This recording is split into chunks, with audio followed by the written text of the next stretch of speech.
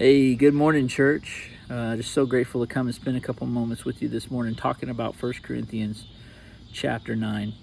Let me start off by saying Paul addresses in this chapter several things, but one of the big topics that he discusses is the issue of double standards. The notion of holding one group to this level and then looking at another group and holding them to a totally different level.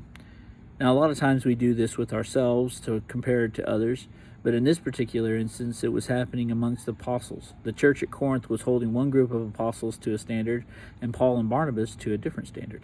Paul calls them out for their behavior. The reason why he does it is because that is hypocrisy. We can't hold one group to one standard and one group to the other standard. It's also a lie, because the standard by which all things will be measured is Christ and Christ alone. The next thing he deals with is the idea that we have to do this for the right reasons.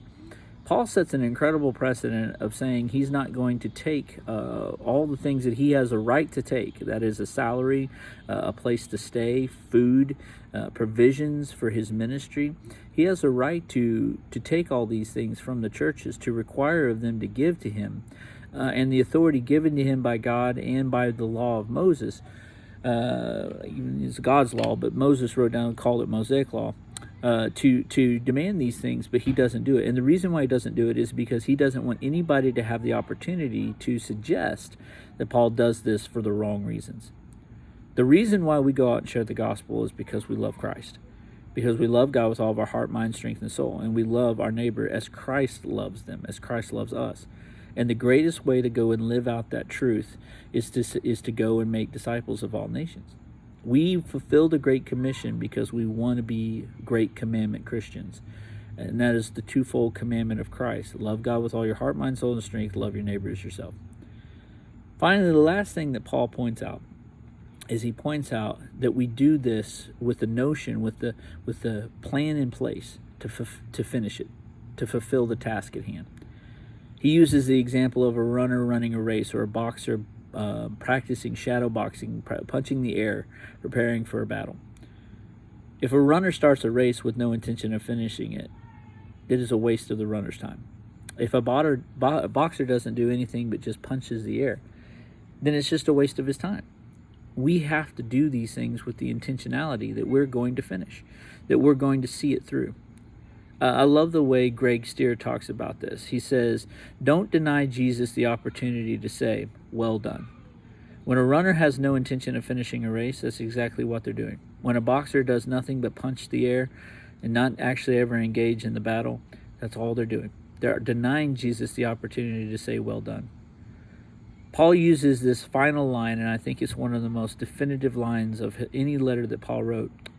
I think it tells us so much about what we need to be doing as Christians. He says in verse 27, but I discipline my body and keep it under control, lest after preaching to others, I myself should be disqualified.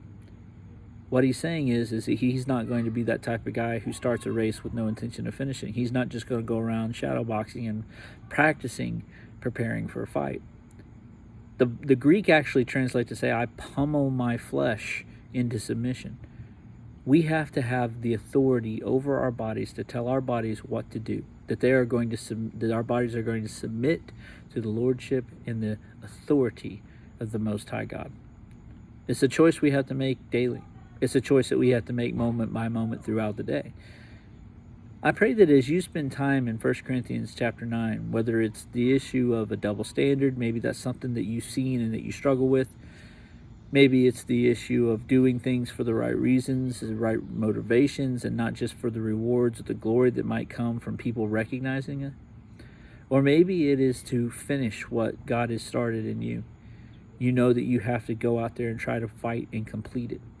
I pray that as you read 1 Corinthians 9 today, you'll be blessed, and the Lord will reveal to you what it is that you need to be doing as you go through this awesome text.